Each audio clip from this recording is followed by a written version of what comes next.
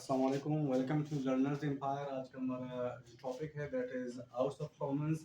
हमने एक lecture series start किया था that was related to UK constitution, और उसमें हम लोगों ने डिस्कस किया था what is UK constitution and what are the sources of UK constitution, and we also discussed about the powers of prime minister in this lecture series. So जो आज का हमारा टॉपिक है that is regarding House of Commons. House of Commons को lower house भी कहा जाता है, और ये ब्रिटिश पार्लियामेंट है उसका सबसे पावरफुल हाउस है, वो है House of Commons. British parliament में दो हाउसेस होते हैं, एक होता है हाउस ऑफ लॉर्ड्स, दूसरा होता है हाउस ऑफ कॉमन्स। जैसा कि हमारे यहाँ पे पाकिस्तान में एक होता है सेनेट, दूसरा होता है नेशनल असेंबली। जो सेनेट होता है वो अपर हाउस है और नेशनल असेंबली वो लोअर हाउस है। तो जो बरतानिया है या ब्रिटिश है उसका भी जो लोअर हाउस है वो है हाउस ऑफ कॉमन्स, और वो बहुत ज़्यादा पावरफुल है as compare to upper house, House of Lords. तो चलते हैं पहले इसके कंपोजिशन की तरफ, यानी कि जो हाउस ऑफ कॉमन्स है उसमें कितने मेंबर्स होते हैं और मेंबर्स का फंक्शन क्या है उसी को डिस्कस करेंगे। So the first one we have जो ब्रिटिश पार्लियामेंट है या हाउस ऑफ कॉमन्स है, स्पेशली ब्रिटिश पार्लियामेंट से मुराद House of Commons and House of Lord's.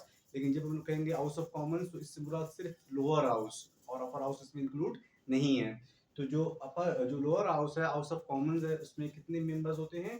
650, 650 members are present in House of Commons. House of Commons में 650 members होते हैं, और ये मेंबर्स जो कि 650 का कंपोजिशन है, इसमें ministers, speaker, prime minister, cabinet ministers, shadow ministers, back benchers, ये सारे शामिल है। ये सब मिला के 650 बनते हैं। तो इनमें हमारे यहाँ पे पहला हो गया, वो होते हैं मिनिस्टर्स। मिनिस्टर्स वो सारे लोग होते हैं जिसे गवर्नमेंट अपॉइंट करता है, लेकिन जो गवर्नमेंट की तरफ से अपॉइंट करदा मेंबर्स होते हैं इनको हम लोग मिनिस्टर्स कहते हैं। दूसरा हमारे यहाँ पे आते हैं शेडो मिनिस्टर्स। शेडो मिनिस्टर्स कौन होते हैं? शेडो मिनिस्टर्स वो मिनिस्टर्स होते हैं जिसे अपोजिशन अपॉइंट करता है। जो गवर्नमेंट के मिनिस्टर्स हो गए उनको हम लोग जनरली कहते हैं मिनिस्टर्स हाउस ऑफ कॉमन्स में।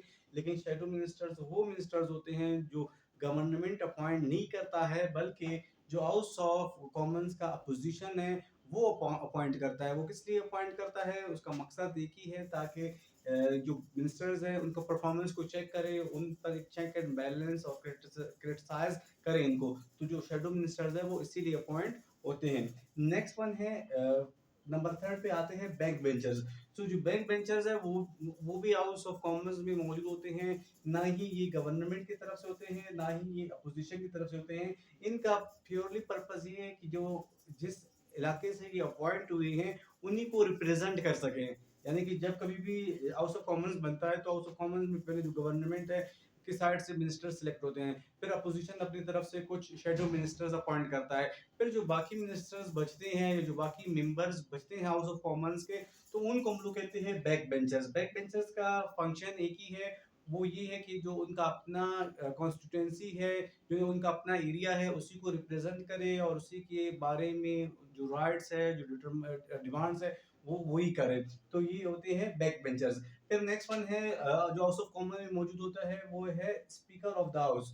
स्पीकर ऑफ द हाउस भी अपॉइंट होता है हाउस ऑफ कॉमन से। ये भी पहला आम मिनिस्टर होता है, फिर उसके बाद इसका अपॉइंटमेंट होता है, और फिर ये सॉरी इसका इलेक्शन होता है, और फिर ये बाद में जाके जो एक आम सा मेंबर वो स्पीकर बन जाता है। ये इस पर हम लोग एक अलग से वीडियो बनाएंगे जिसमें सिर्फ हम लोग पावर्स ऑफ स्पीकर और इसका अपॉइंटमेंट को डिस्कस करेंगे।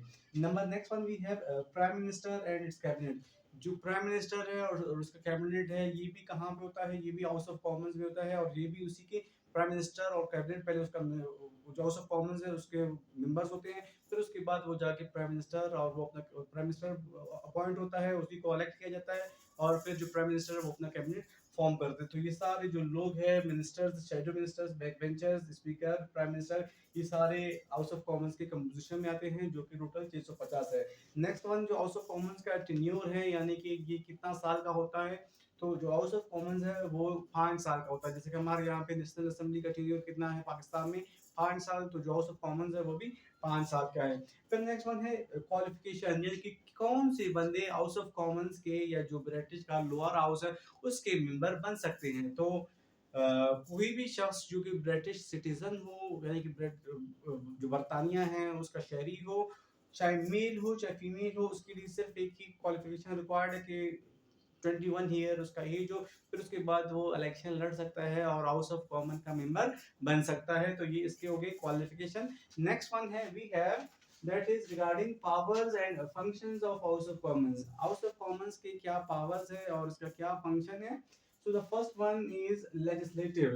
जो House of Commons का पहला function है and the most important function is that is legislative. Legislative का मतलब है कानून साजी करना।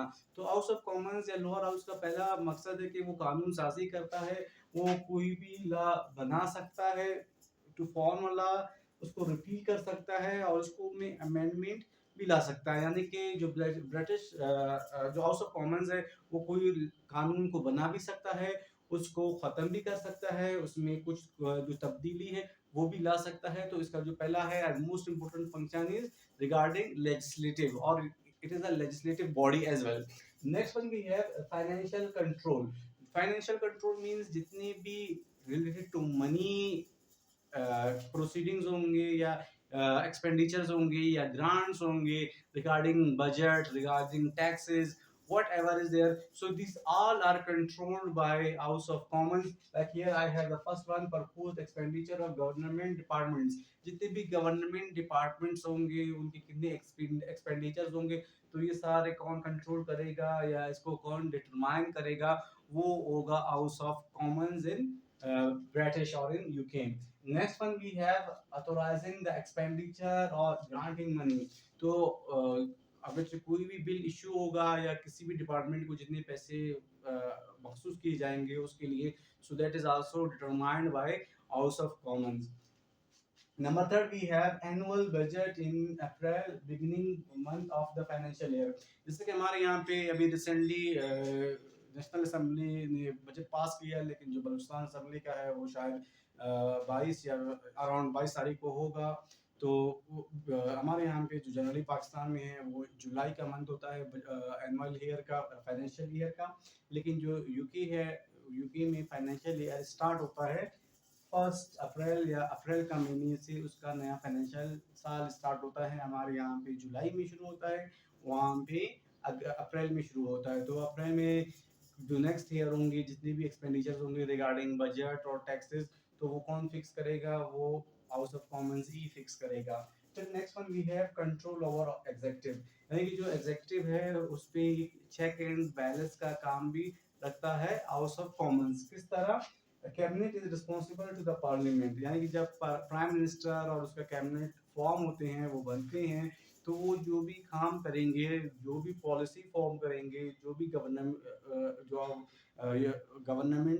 क्योंकि वो प्राइम मिनिस्टर है और उसका कैबिनेट है वो पूरा गवर्नमेंट को रिप्रेजेंट करते हैं।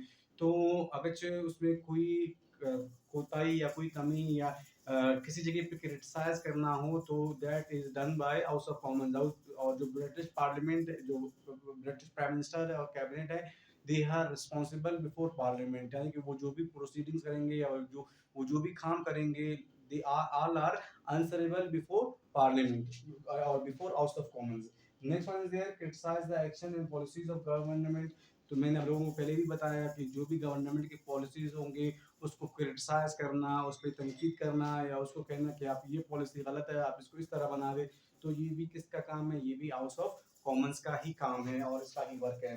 फिर next one we have lack of confidence. Lack of confidence से मुराद अगर से ब्रिटिश पार्लियामेंट, जो ब्रिटिश प्राइम मिनिस्टर है और इसका कैबिनेट है, वो अपना वर्क है, एक्टिविटी है, वो सही तरीके से परफॉर्म नहीं कर पा रहे हैं, तो ये House of Commons lack of confidence के थ्रू और वोट ऑफ नो कॉन्फिडेंस के थ्रू जो प्राइम मिनिस्टर है उसे हटवा सकते हैं और उसे रिजाइन करने पे मजबूर कर सकते हैं। तो ये भी इसका एक खासा पावर होता है हाउस ऑफ कॉमन्स का। और फिर last one we have that is debating important issues. जितने भी इम्पोर्टेंट इश्यूज होते हैं रिगार्डिंग नेशनल और international affairs regarding of UK or British government, so that is all discussed in House of Commons. Means अगर किसी जगह पे कोई ट्रीटी बनाना है या किसी जगह से किसी दूसरी कंट्री से मुआहदा करना है या इंटरनली कोई जो बजट है या टैक्सेस है इसको इंक्रीज करना है या डिक्रीज करना है या किसी को कोई ग्रांट देना है, तो जितने भी इंपॉर्टेंट इश्यूज हैं these all are discussed in House of Commons. So hope you have understood it. If you have any question, any problem, you can comment below. Thank you very much. Allah Hafiz. Have a good day.